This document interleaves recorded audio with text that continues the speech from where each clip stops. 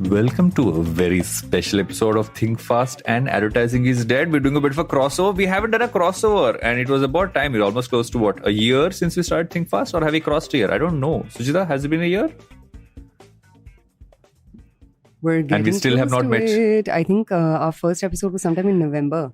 We have just for clarity, guys, we have both never met. Even pre-Think Fast, till date. We were supposed to meet in real life the day my son was born, because my son was supposed to be born a couple of days later, but he decided to say, no meeting yet, wait for it.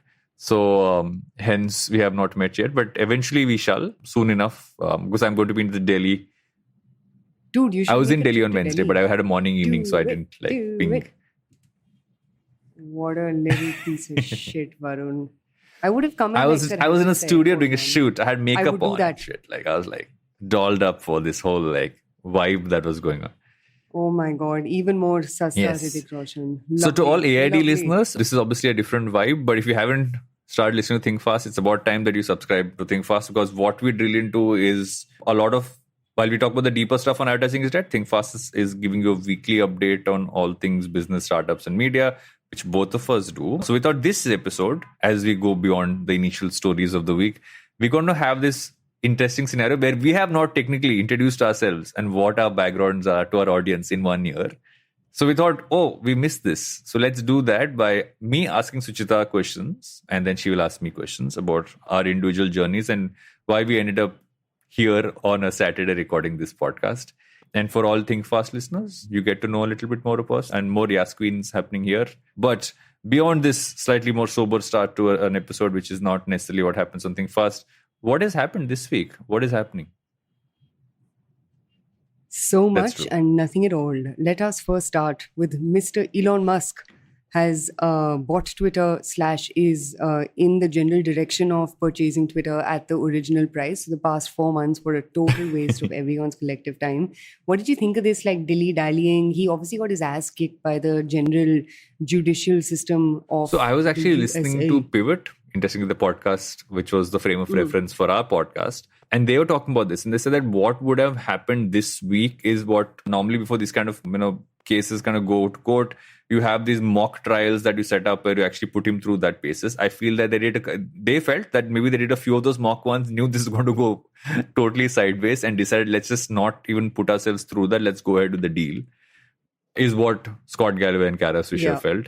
But I feel at the end of the day, you don't want Elon Musk to own Twitter. You don't want him to waste his time doing this. You want him to make humanoid robots. You want him to take us to Mars. You want him to take the whole battery revolution, the EV revolution ahead. As someone who's seen the work and tried to ignore to whatever extent I can the nonsense of Elon Musk, I would rather he focus on the work which he can really give the world. Twitter feels like a random thing he wants to do while he's taking a dump in the morning. Distraction. Yeah.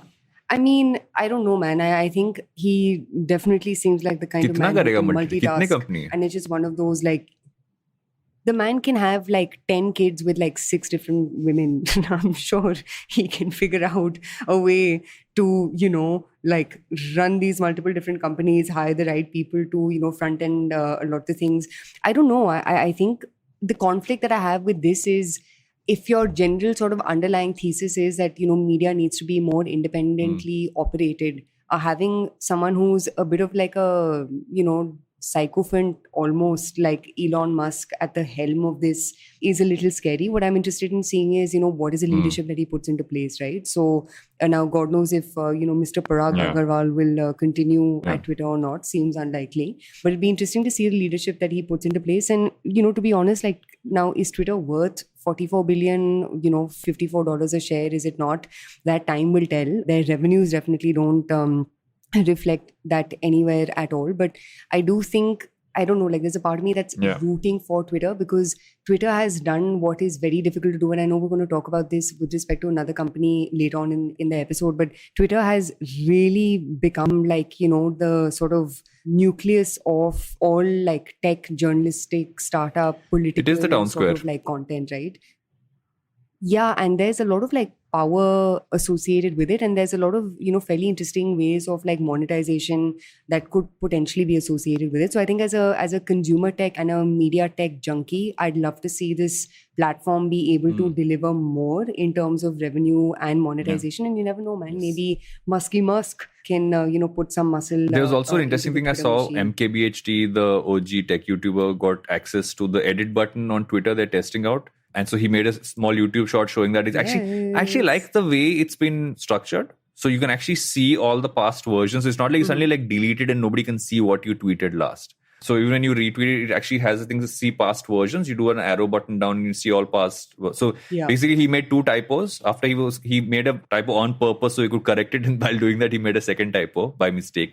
And so that actually shows quite clean. So I like the UI design. Yeah. This could actually be the best way to do it. It takes away that one big issue that I have with typos, because I do that typo tweet and I'm like, oh my God, I have to put this entire thread out here again. So I feel, Twitter seems to be on an interesting track right now.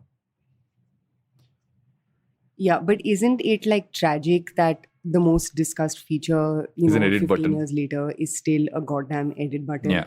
You know what I mean? Like, we're supposed to be on Mars at this point. Which is why I'm like, he should not be on Twitter.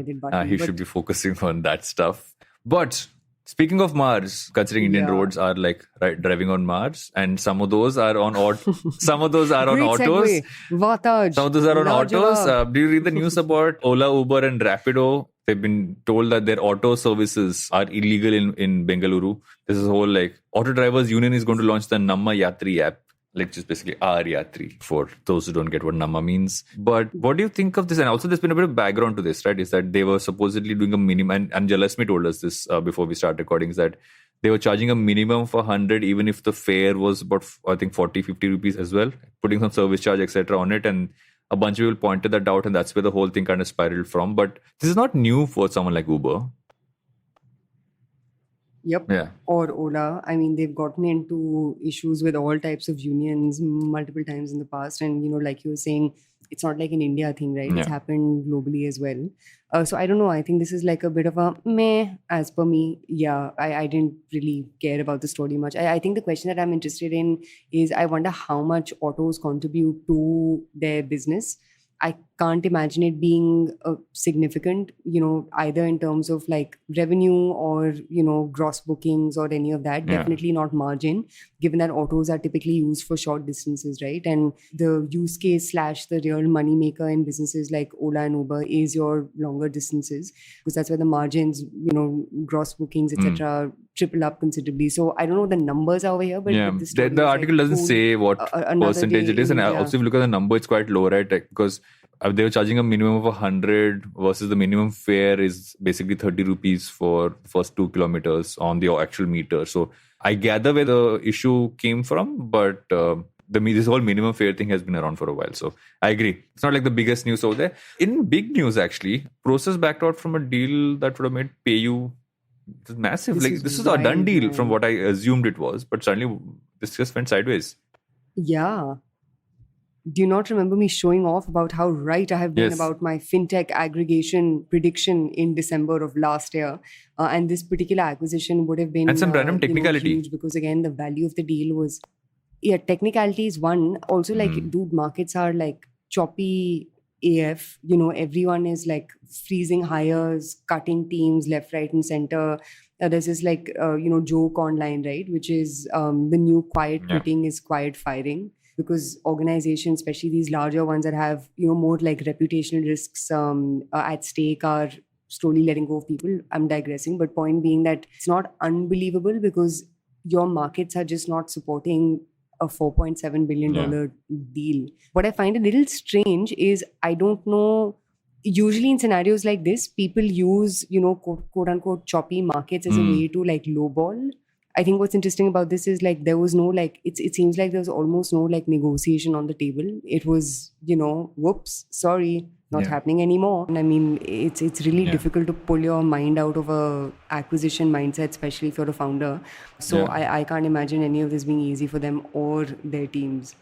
Yeah, also because you go through a certain process, right? If you're at this stage where we've gone through the process, you almost, I would gather they already would have kind of been embedded together in many ways. gets tricky. But again, this is what markets do, right? Sometimes the timing is all that matters, and sometimes you just got to kind of move ahead.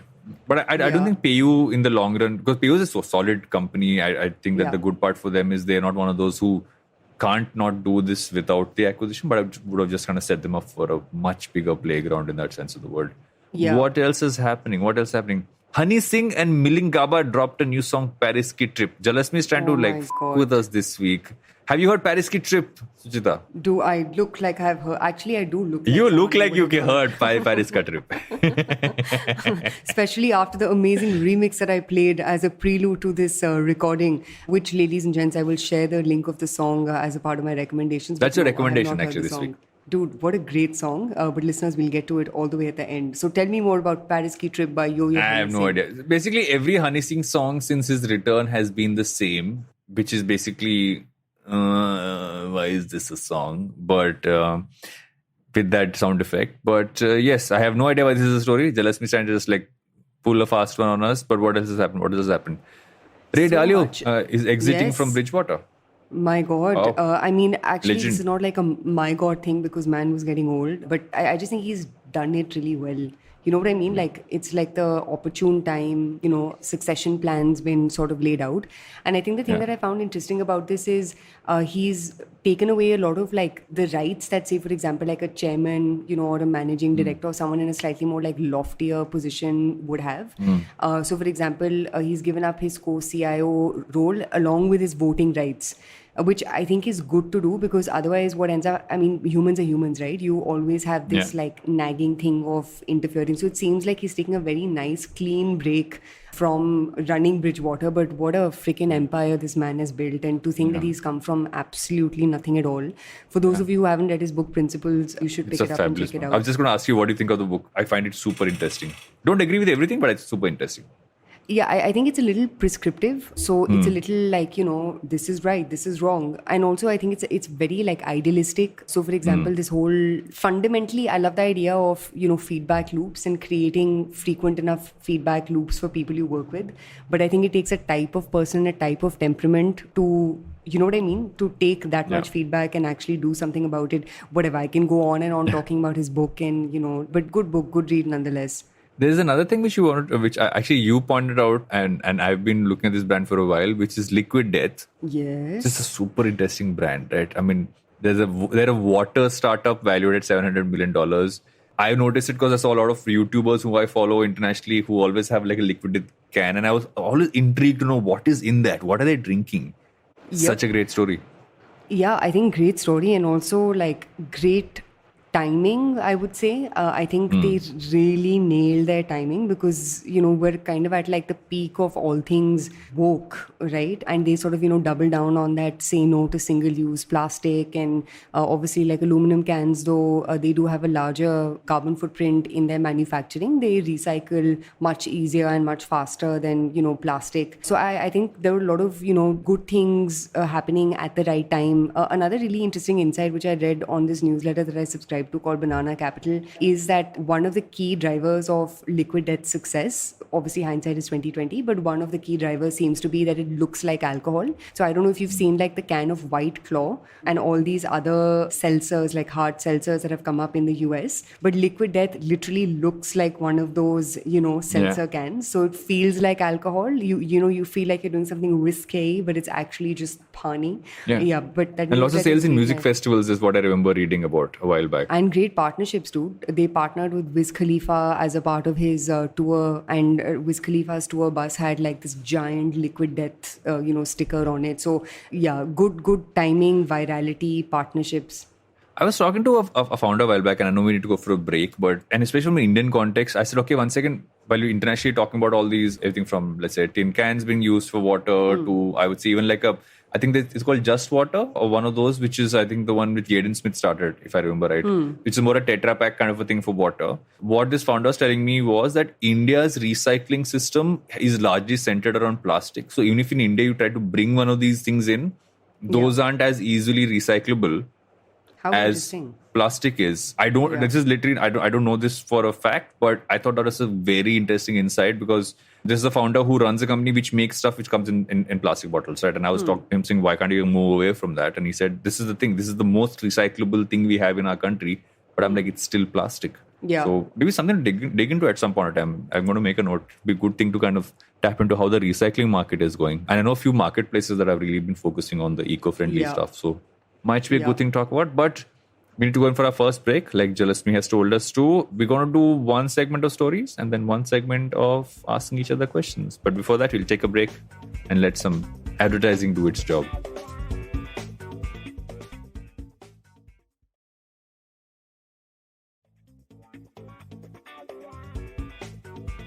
Welcome back to Think Fast. Where are you feeling festive today or this week? Have you been festive? I feel like I have no option but to say yes to this question. I know I am not festive. I hate this time of the year. I hate this. I am the Grinch. It's raining in Delhi. It's disgusting. It's raining here also. I'm like, what is this thunderstorm? I was like going to go to like IKEA today and it started raining. Wild. Yeah, I have a pimple on my cheek, guys. This is like the opposite of feeling freaking festive. But in any case, what is the story about? How have festive sales been this year? It's that time of the year when on one end you see everybody's advertising is exactly the same. Yeah. It's like that one big catalog on your newspaper or everywhere else. Purple, yellow and orange seem to be ruling the roost. Same thing. But how have the sales been? Has it been that big this year? Doesn't seem like. Yep. It has. So before we get into numbers, obviously one source for all the source material that we guys are going to cover over the next couple of minutes is Red Sears report, which they release every year, just to cover all the larger sales, what worked, what didn't work, what were the wins, losses, so on and so forth. So just quickly running through numbers, e-commerce platforms reported nearly 5.4x growth in their overall daily sales. E-com shipment volumes also grew 3x over business as usual days during the sale periods. I think, a couple of salient points that stood out for me were tier 2 and tier 3 rallied up in terms of demand drivers for this festive season. In fact, one of the most interesting things, and I'd be interested to get a handle of the data to back this up, but as per Redseer, Meesho has displaced Amazon in overall volumes with 21% share, second only after Flipkart, which again, sort of like explains this rise and resurgence of, all tier 2, tier 3 related communications. I think two things that stood out for me was obviously this big Meesho piece, and the second one was, newer regions contributing to sales growth. I think 68% jump in orders from 2021 supposedly for Meesho, and that's actually been, that's like a huge jump. What I'm actually interested to know, and I don't know, I'm going to run through all the data that we have, is that how much of the festive sale growth has also happened on the non-e-com side? Because one of the things we've been seeing over time as things have opened up has been the fact that people are going back to stores a lot more. Yeah. As much as they are kind of still buying stuff online, it's no longer just an online, let's focus on online and not on offline as much kind of a game, right? Offline's really kind of back. So, and also taking into account the fact that Facebook and Google advertising for D2C businesses, especially performance marketing, has been a pain in recent times because no one's been able to target, right? It'd be interesting to see how that's kind of panned out, because if there is this much growth, and considering how the market environment is, I'm wondering how are the numbers so high? I mean, I don't think it's an either or. So for example, if you, for instance, look at the categories that have performed fairly well. So apart from smartphones, people from non-metros also shop largely for unbranded fashion and accessories, which which usually are very retail heavy, but that retail usually doesn't get accounted for because who knows what the GMV of Sarojini Nagar is, right? Or like of a Sunday market on a street is. And obviously this quote-unquote category of unbranded fashion and accessories is the kind of category that performs fairly well on, say, like a Flipkart fashion or, a Meesho or, maybe certain subcategories of Snapdeal and the likes. The other category that also seems to have picked up fairly well is beauty and personal care. Nykaa, interestingly enough, never discloses their numbers or talks about growth outside of obviously their quarterly results. So it'll be interesting to see how, their OND reporting shapes up closer to end of December. But, I know that was a lot of like hoopla around this quote-unquote Bharat shopping. But one really interesting data point, which I've highlighted as well, is with around, and I'm quoting from this document, ladies and gents, but with around 48% of consumers shopping more during festive season than the rest of the year. Apparently, roughly 50 to 55 million shoppers contributed to the GMV and growth in festive season sales. Now, this is interesting because this number is not what like... What is gross merchandise value, right? GMV? Yeah. So basically, like the number of 50 to 55 million shoppers is not huge. You know what I mean? Like you'd assume a country where, you have 400, 500 million odd Indians, using mobile device, so having access to the internet, you'd assume this base would grow over a period of time. But it seems like your same like top 70 million Indians continue contributing to all things e-commerce, which is where there's a whole debate of Amazon strategy versus Flipkart strategy. But let us not bore our listeners with more, data points. And we'll see what Dangerous brings. Dangerous and Diwali, what are they going to bring to these trends? Yes. Dangerous. I never knew it was Dhanteras. I thought it was some like Dangerous kind of a thing. Oh my God. South Indian problem. Of course. But speaking of money, Cred and UPI, finally. We were this not is like one speaking of of money. We were speaking of money. Let's. Okay, related to Dhanteras. Sure. Dhanteras Cred and UPI. Gold and money, same thing. You. Yes. Cred and UPI. Cred has finally launched their UPI-based scan and pay option. Very late in the day. I would have expected this to happen much earlier. I have heard rumors for a while that Cred was trying to launch their own credit card, but I guess at some level this made more sense. UPI is far more embedded now across the country. It's almost like, I can't remember the last time I've taken out my credit card, even though I have one, because I just find it simpler to just use my UPI app in that sense of the word. So it's great. And they're also doing great things to incentivize. They're giving a lot of like crazy cashbacks and discounts and everything else. You've been experimenting. I haven't used the app for UPI. I think you used it a little bit. How has your user experience been? My God. So let me start by saying that sadly, I am not a Cred user, but Dhruv, as an experiment once this big UPI announcement happened. First and foremost, I want to start by saying that they created a lot of like hoopla on Twitter, and like the outcome of that hoopla was kind of like, you know what I mean? Like it was a little like, ye sab karke aap मतलब, like UPI integration basically kar rahe ho. Like, you know what I mean? Like it was a little like you made this sound larger than life, but this is like, basic and easy to, and not easy to execute by any barometer, but fairly like elementary things. So long story short, we guys were playing around with Cred's feature, and obviously because Dhruv is cheap, I'm referring to my husband over here, guys. He transferred, he Cred paid me 2 rupees and got a 3 rupee cashback, which incidentally, by the way,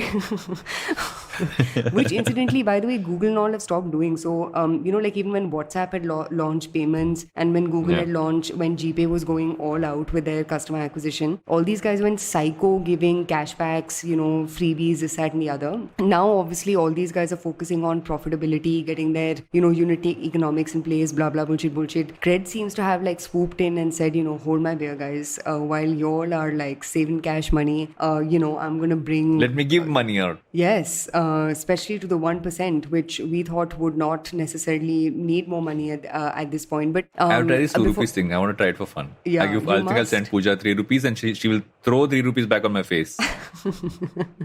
Yeah. No, but before I get into my, as you can tell, the coffee is hitting. Before I get into my long spiel about, the things that I like about what Cred's done, what are your 2 cents on? Is this too late in the day, or was this just one of those hona hi tha, good you came Yeah, it was this? one of those hona hi tha pieces.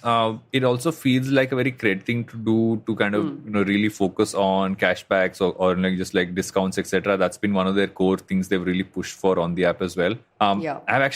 I've bought occasionally from the Cred app, but I have a lot of friends who use the Cred app and they buy most of the things they do off the Cred app itself. So it makes sense. Feels a little late in the day to do it. I have a feeling it's because of the whole delayed credit card launch and they must have just swapped plans is what I think. But I don't get why this was this late. That's been the big question in my head.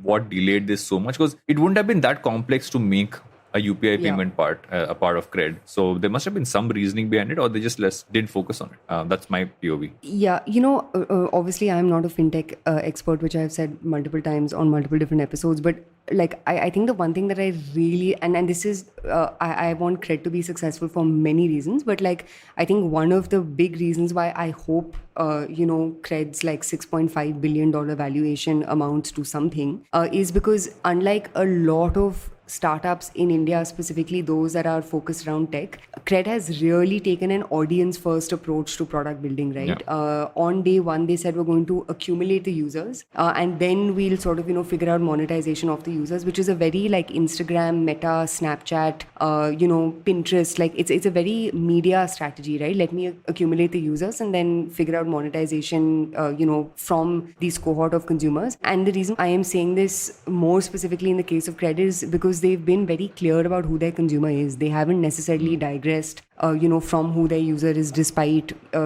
scale requirements, valuation justification requirements, so on and so forth.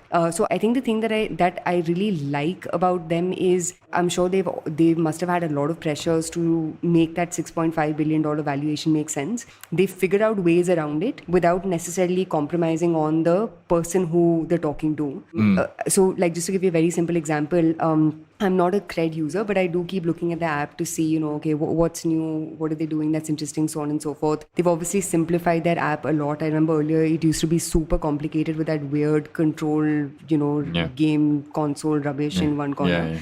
So they seem to really simplify their app, but you know what I mean? Like it's just the interface makes it for the lack of it's a beautiful interface, elevated experience. Like it's very, it would be wrong for me to compare it to Apple because they're like poles apart, but you know what I mean? Like it's just very well thought through in terms of design, and just a clear example of design making it seem so much more premium, such a better experience. I agree with you 100% on that front. And oriented around a type of consumer and a type of customer need. So I think that's going to be my 2 cents on all things Cred and their delayed UPI launch. So we have one more story before we're going for break, which is the whole Meta ads, not ads which are Meta, but ads on the platforms that Meta owns. Wow, I can't believe I came up with that on the fly. But and how that's going to affect not just what's happening here. Meta's rolling out new ad placements and formats, which is anyway bound to happen. They've been a little slower than normal in adding in more kinds of ad formats onto Instagram. They really want to, I'm sure, because that is the platform for the future for them in so many ways, because they still haven't figured out how to make WhatsApp really monetizable.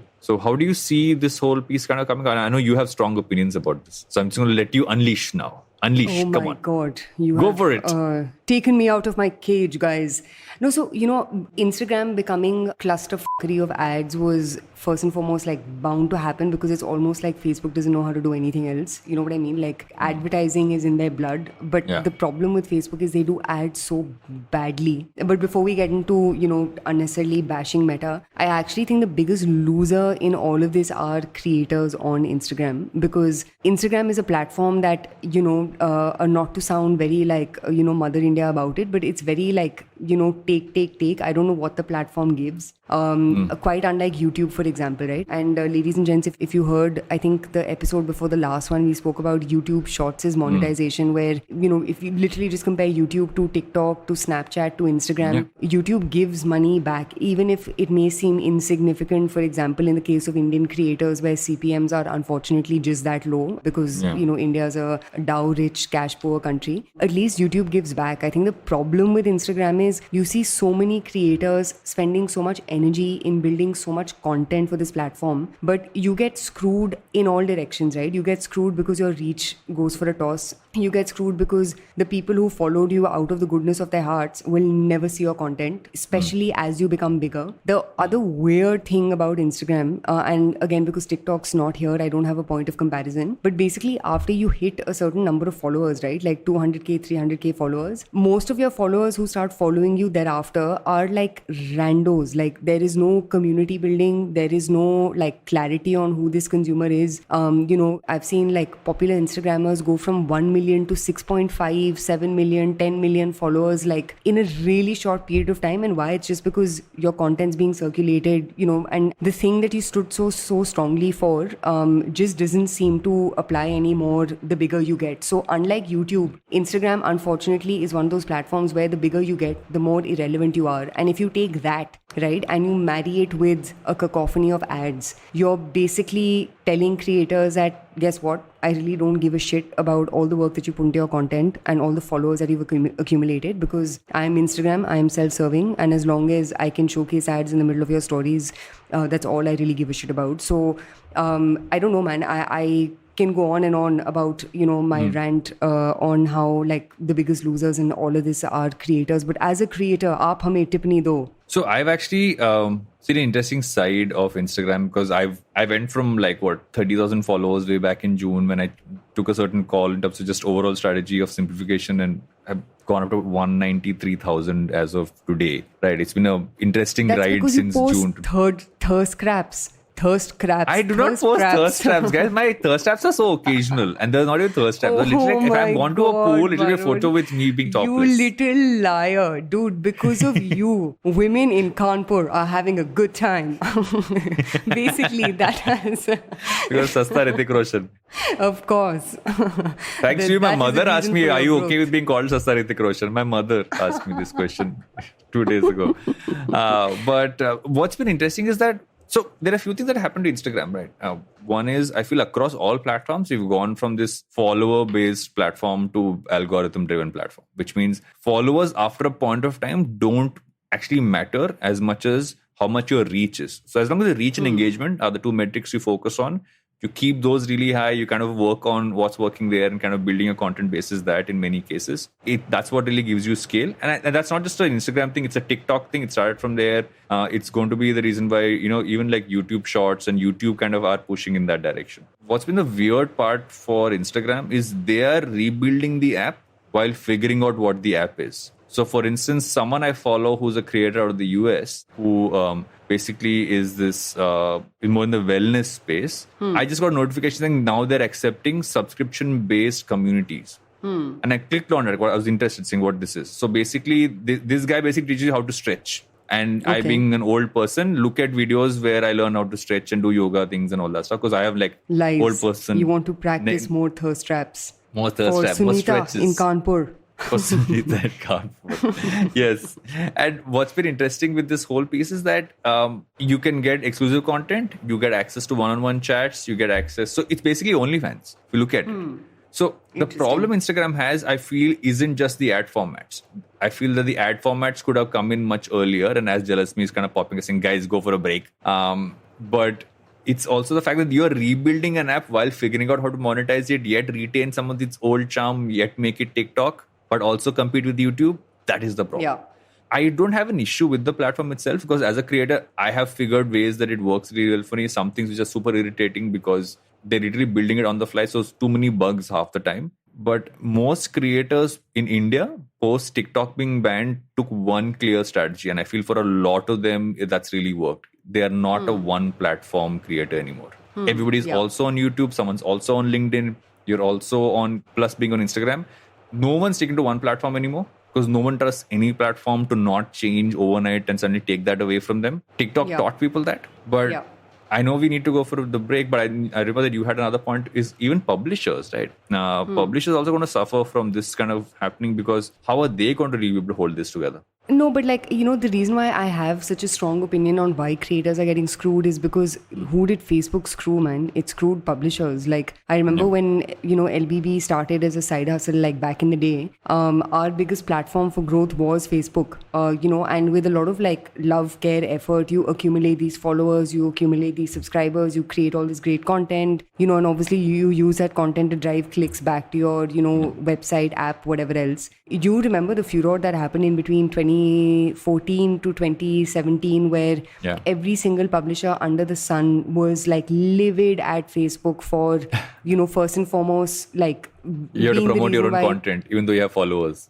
Dude, one is that. Second, like, creators are the reason why these platforms exist, because if there was no content on these platforms, no one would come. And Facebook, especially back in the day, a lot of the content that was being created was this, like, newsy, entertainment, lifestyle-y type of content, right? Like, I don't know if you remember, but everyone from Atlantic to New York Times to, like Daily Mail, everyone was pissed about like Facebook clamping down on organic reach. And obviously then everyone figured their life outside of Facebook and then, moved on to more proprietary audience building, switched around their business model. The point that I'm getting to is the reason why I have such a strong opinion on why like Facebook's advertising mechanism and now Meta's advertising mechanism is so screwed up, because I think every single publisher has been at the receiving end of, getting abrupt changes. It's abrupt changes. Yeah. It's like, it's also like unfair. You know what I mean? Like either on day one say ki boss. Do you realize that you never say that about YouTube? Because it feels like whatever YouTube is doing is largely, it seems in sync with what they always do. Very rarely does that alter too much. There are alterations. Why? Because YouTube knows that it's a three-sided marketplace. Facebook and Meta and Instagram are in denial of the fact that whether they like it or not, they are a three-sided information marketplace, right? One side, and one of these sides is the people who are creating content on your platform. And if you don't give them the opportunity to grow, at some point it's going to bite you in the ass the same way it's bitten like Facebook in the ass. So I don't know, man. My 2 cents to creators, if any of them even listen to Think Fast, which I'm sure, I'm hoping a bunch of them do, is like build a really, really, really strong brand, because, when the dust settles, the only thing that survives is like really great brands. And, 2 examples, one great example rather is New York Times, who, through the duration of their existence has really focused on being a top-notch brand, and that's what's helped them survive the ups and downs of Facebook this and Meta that and IG this and Twitter that and so on and so forth. Yeah, I think this part can kind of go on, but I feel the learning also is the fact that you got to be able to stick a scenario where you don't rely on any platform for your community as much as you rely on yourself and find your own way. Even if it's you building Kabutar Express, like, can pigeons get you to your community? Sounds like an arbit idea, but you never know. It might come true. But try it, away from Kabutars, Kabutar Express. From Salman Khan is the co-founder from Maine Pyar Kiya. Oh my God. Time for a break? Time for the next section. Time for a break. We'll come back when we ask each other questions on Tum aaye kahan se ho? Is what we're going to ask. But right after this break.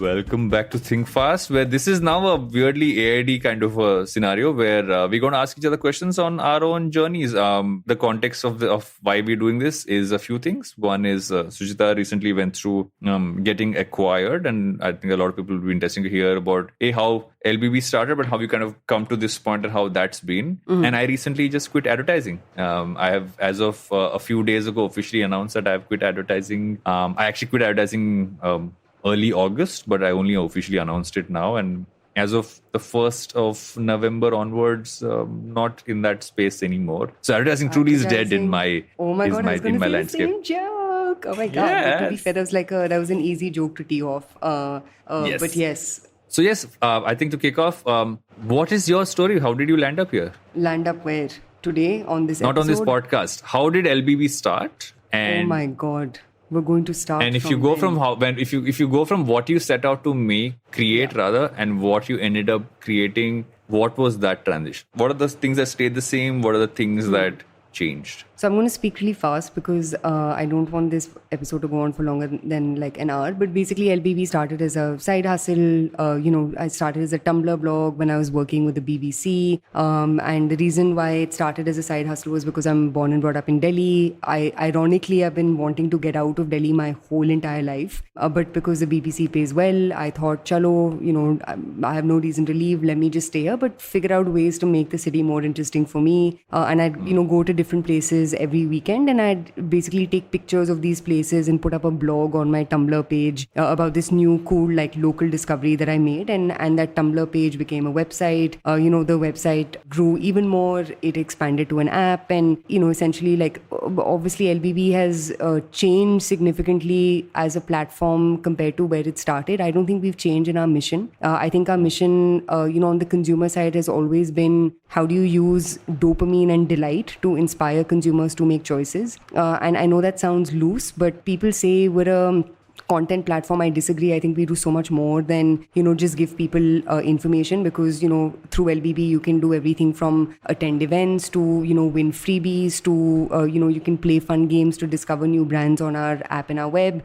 There's so much that we do to, bring the joy of discovery to consumers, which, and I think a lot of what we wanted to recreate is that joy that I had, right, of walking into a store in the middle of nowhere and just being like, holy shit, this is so cool. I can't believe no one knows that this exists, right? Yeah. I think our journey's been, we've had our own shares of ups and downs, but when I reflect on where we are at today, especially in the context of our acquisition, first and foremost, to build a company and get it to a stage where, where we ended up becoming India's, and let's be honest, most successful public stock of the past, 365 days. We've ended up becoming their first consumer tech acquisition is like not an easy feat, right?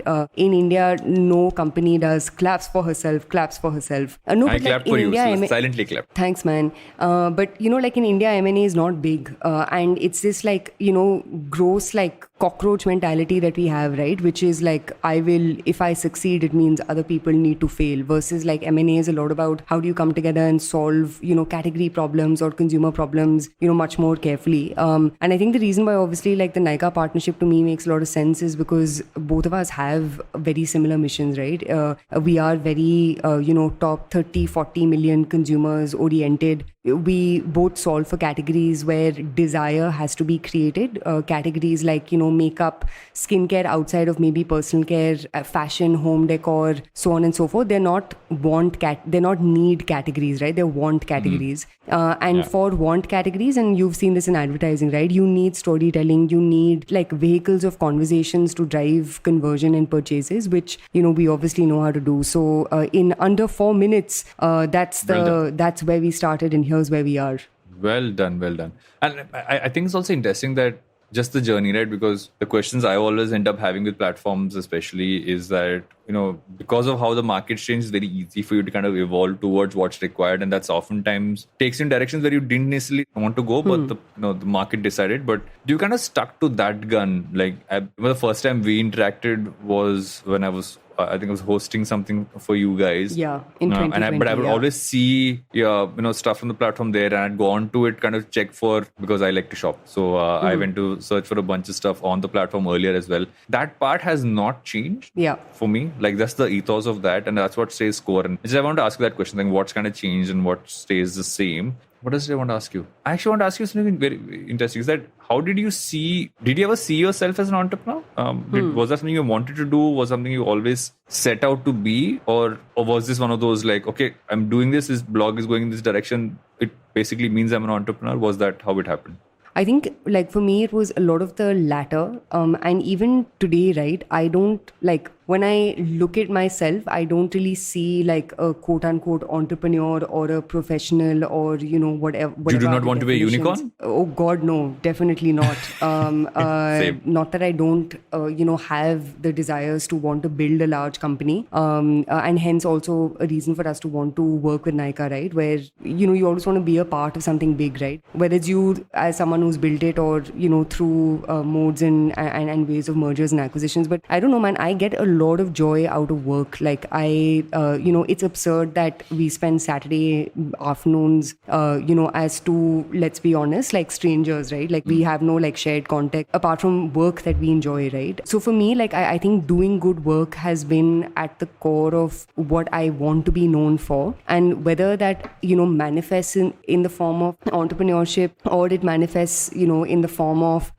being amazing at my job, which I was at, at the BBC or at at BizCraft or like in anything that I've honestly done in my life, for me that is sacrosanct, and that's something that I'd never want to screw around with. So my core is just like I just get a lot of joy by creating really good things. Do you know what I mean? Yeah.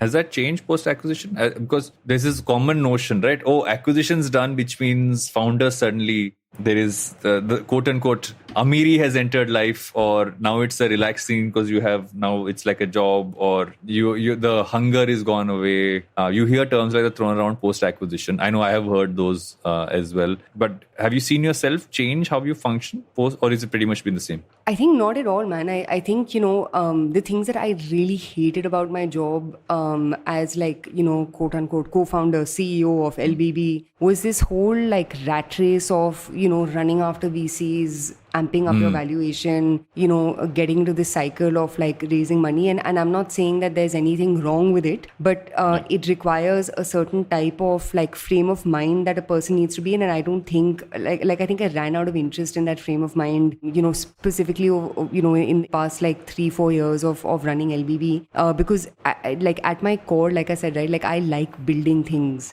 And when I say I like building things, like, it's kind of like playing with Lego, right? Like it's more fun building Lego than going to a store to buy Lego. Do you know what I mean? Yeah. Like that. Like, Yeah. I know it's a really shitty analogy, but that's the closest that I'll get to it. So for me, this partnership with Nykaa has actually given me more room to work on things that I like doing. I've genuinely like thought very deeply about, everything from content community as a conduit to commerce. I've had less like stress in my life about like the things associated with managing large teams, running a business, so on and so forth. I'm not saying the stress has totally gone away, but you know what I mean? Like the thing that's more unnerving about that stress has gone away. And now there's joy back in my work, man. Like I just feel much more like happy and excited, and like I'm like 200%. But enough about me, man. I want to switch gears to you because this is let's make it about me. Let's make it about me. Oh my God, Yes, let's make my it favorite about time. No, so I think a couple of things, man. Like apart from your midlife crisis, what prompted Thirst you trap. to what prompted you to step out of advertising? The reason why I ask you this is because obviously Advertising is Dead is a super popular podcast. The Glitch is a very well established company. You guys were acquired by WPP. You know what I mean? Like you'd assume that this is the point in your life where you'd want to coast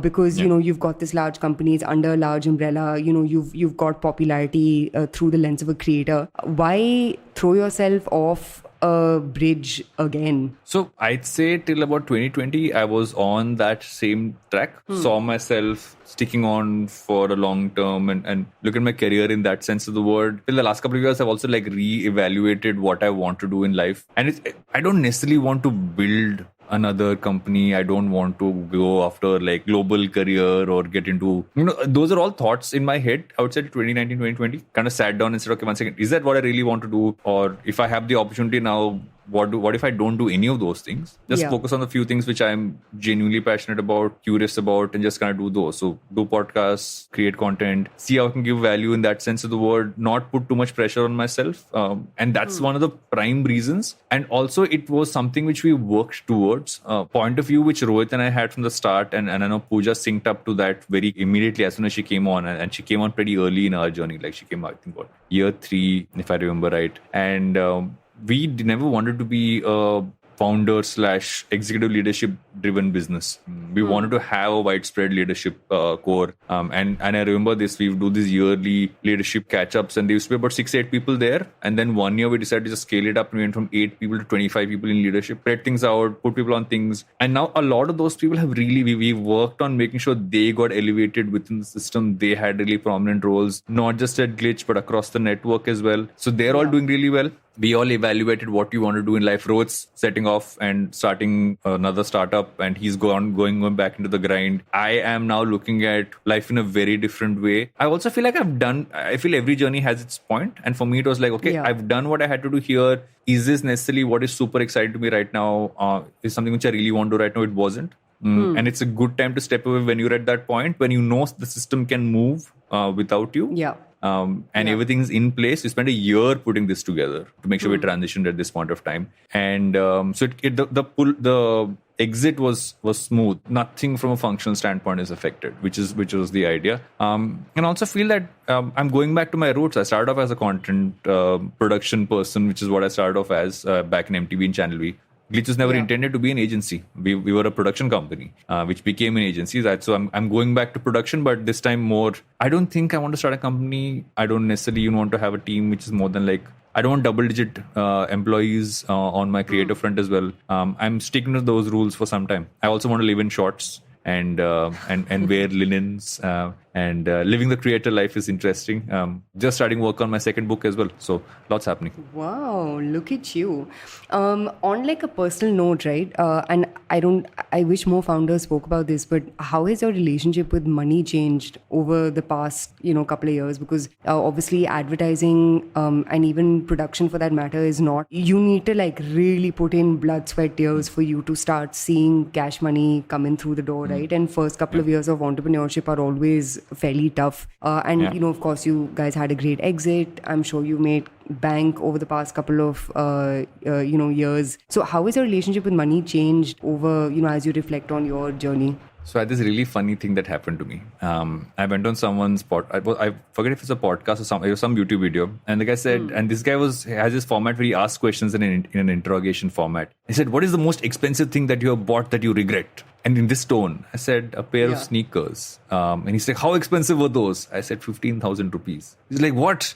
I'm like, no, that is seriously the biggest expense I have made that I regret. Because I don't think me spending money has become like, I suddenly haven't gone and started buying like really expensive things. The most expensive thing I would have bought in life was to buy a house. But that was more an emotional decision than a let's splurge decision. But how has it changed? I feel that through the Glitch journey, we never knew acquisitions were even a thing. We never knew that. We just want to make sure we hit salary. We were growing in that sense. Till we started getting approached, I would say halfway through. I think by about year 6, year 7 is when we started getting approached, if I remember right, but maybe even year 5. And we started working towards how that could help us beyond just individual money, but for the company. So I've always had a different way to look at money from a business standpoint and from a personal standpoint. Personal, I've always been like, let's no nonsense investing, if I invested. So I do an SIP here and there, not really over splurge money. I'm reasonably cheap as a person in terms of just spending. I'm not one of those who go out and like splurge money for random reasons. But on the business front, I was always like, let's focus on what can help growth.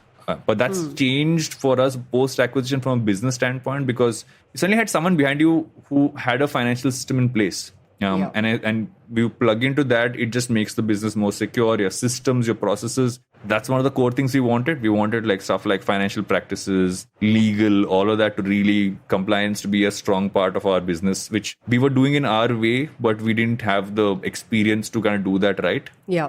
And advertising can get complicated on that front. So that's one thing. But on a personal front, to be honest, the first time you make that big check of money, I did what anybody should do is I take a screenshot of my bank statement of that one thing coming. I should have done that. I took a screenshot and I was like, just kept that aside and then put that money into like an investment for the long term and still lived exactly the way I lived before, except for a few things here and there that. So we ended up buying a house and obviously securing a bunch of things for family, etc. But no major random splurges except for the fact that I do a little more often upgrade my phone than I used to, which is basically, I went from like every 2 years to almost every year kind of a scenario. Yeah, that's the only thing. But I don't think that's changed too much. And people keep asking me about money advice and I'm like, just find someone smart, at least 2 sets of professionals who are strong investment people and just invest with them. Don't fall for every second offer that comes. Yes, and don't get tempted by Instagram ads. Last question for you, man. I think the one reason why I like genuinely thoroughly enjoy doing this, with you is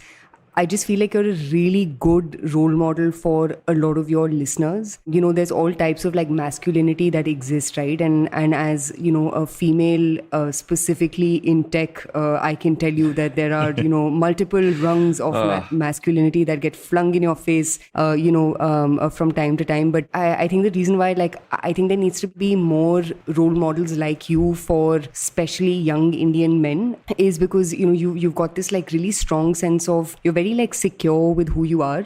You're also very secure about, having badass wife who is CEO of a company that, you and your co-founder started, and who's grown from strength to strength, at the Glitch and now at, WPP's other arm. I always keep up the acronym VMY.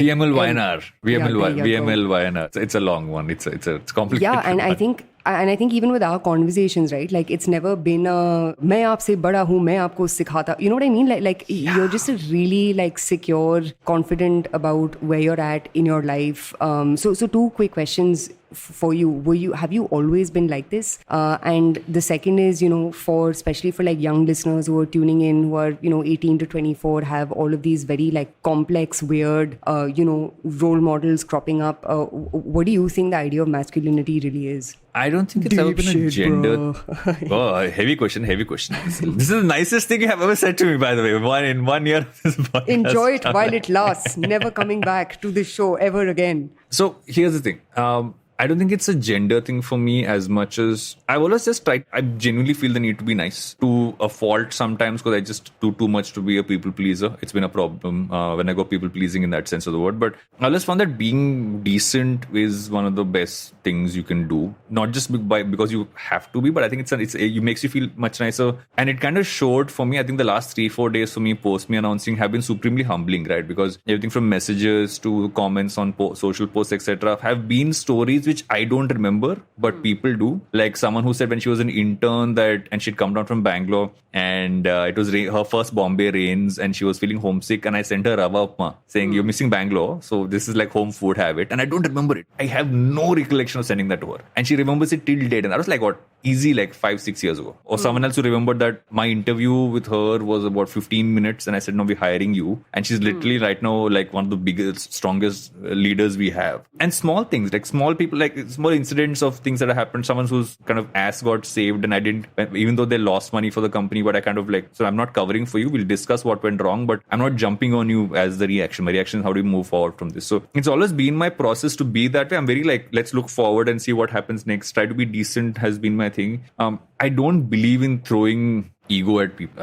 I've always been averse to that. I'm the opposite. I will underplay myself more than that is what I've been told. But I've now been this open about how I function. I feel the last 2-3 years, just creating content, being a lot more out there on social has been a great for me to feel comfortable with talking about this is how I am. And I'm very okay being that. Like I enjoy being a dad. I was playing with glitter glue a little while ago and it's super fun. I'm like, glad to talk about playing with glitter glue, man. It's entertaining. I get my fingernails painted half the time by my daughter and I think it's fun as long as I can take it off at some level. But you don't have to worry about talking about those things. I feel it naturally happened to me. It's never been I have to be this way. I have, however, and my worry with the word role model oftentimes is, have I done stupid, shitty things that guys do when you're growing up? Yes, I have. We've all said the wrong jokes. We all said things which in hindsight, or acted in just like this the way guys end up talking because you think that's the way guys need to talk. But at some point there is a point at which that goes from being juvenile to being just a dick. And thankfully I feel I made the right friends and I surrounded myself with the right people at that transition point, because there was a point of time in life when I was veering towards becoming a bit of a dick. And thankfully that did not happen. Because I saw that as the way guys have to be. And you sometimes don't know any better, but I also credit friends, and also you need to find the right partner who tells you off when you are going the wrong route. And Pooja is that for me. Like she'll call me out on if I'm making something about myself, if I'm making something about me being self-deprecating or having too much ego, or just generally trying to be a bit of like veering towards douche. She will call me out saying, this is what you're doing. And not in like a don't do it. Like this is what you're doing. You should realize that recognize fact. It. And you need to have that person or people like that in your life. And I thankfully have many of those. So that's why I'm function like this. But I'm happy to hear it shows that I try to be decent. Yes, queen. And with that, our heart to heart is over, ladies and gents. Kya segment tha? These segments. My God. Aansu aa gaye. I think it's a good thing we did it after a year. It wouldn't have been as nice if we did it at the start of the show a year ago. And Fine, jealous me. I know it's more than an hour. It's okay. Thoda acha episode. I don't give a shit about your heart to heart. It's a Saturday. I want to go party right now. Yeah. Oh, okay. It's okay. She's saying carry on. But anyway, guys, we'll go for a break now. We'll be back with the last segment of Think Fast. And advertising is dead. Yes, both shows in one. Care package.